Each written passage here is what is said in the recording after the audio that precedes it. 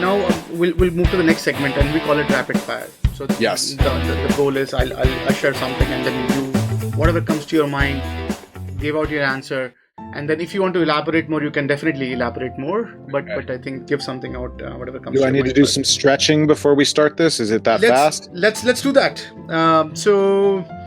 Are we ready? Yeah. Awesome. So startups. Failure. Can I explain why I said that, or you just want? Yes, absolutely. So one of the things that I love about the startup ecosystem is it celebrates failure, and most of the rest of the world outside of science sort of thinks this failure is a bad thing, and everybody in the startup technology world understands that failure is just the one step closer to success. Entrepreneurship.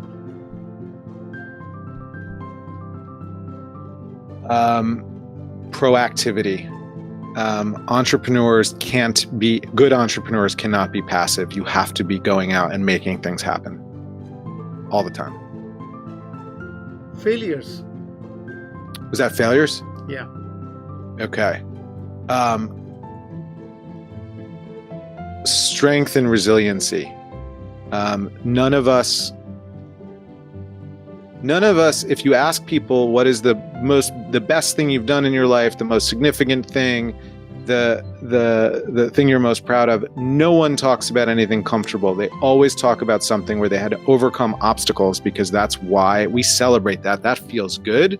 And every time you're doing something that is like that, there are various degrees of failures along the way. So Growth. intentional. Growth can happen by itself, but growth and meaningful growth happens when one is really intentional and works toward it and makes a plan to have it happen. Culture. It's not everything, but it's an awful lot. If you allow your culture in your company to suffer because of one bad hire or many bad hires, it's very hard to fix it. You'll corrupt your whole ecosystem. I mean, one bad hire can take down a whole team if you allow them to linger. And I think that it's really important to manage that. Disruption.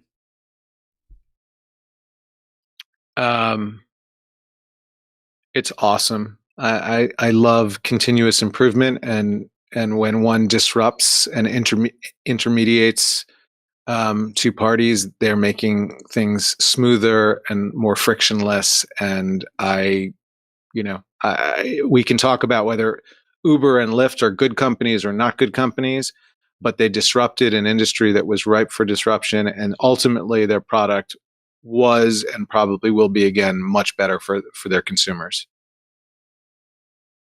Jobs of future.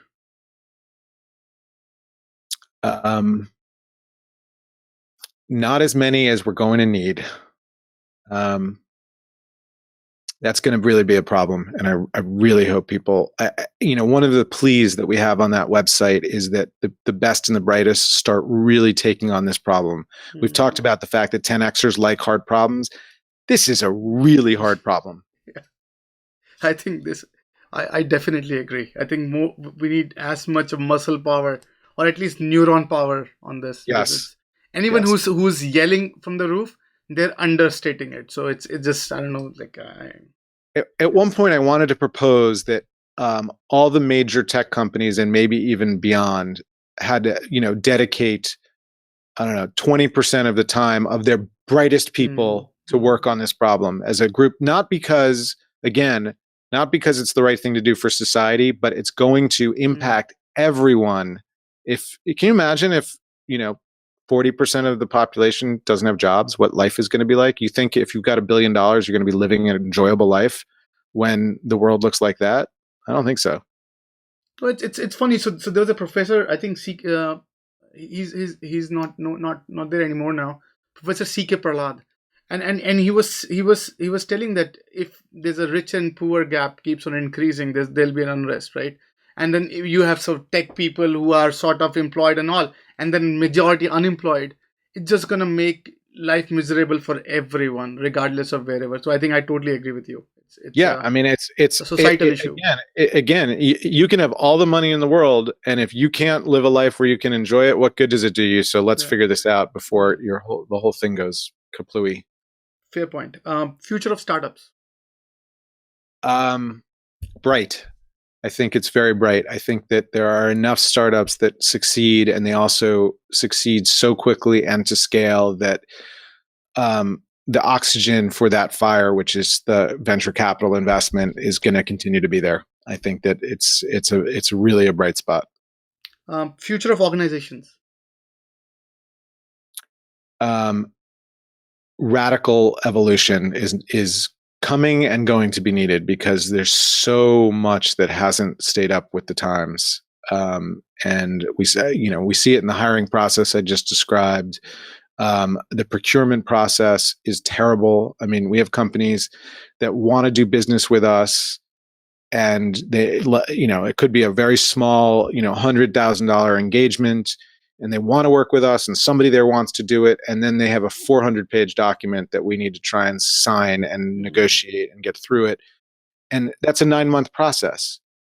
I mean, not because mm, it's a 9-month process on our end. We move very quickly, but it's just they've just got to figure this out. And it stands to, like, I understand it, that the reason that contract is 400 pages is because over the last 50 years there have mm, been lawsuits, and every time there's a lawsuit, they write in a new clause. yeah. But you got to just pick and choose. At what point are we being so protective that we're hurting ourselves? Fair point.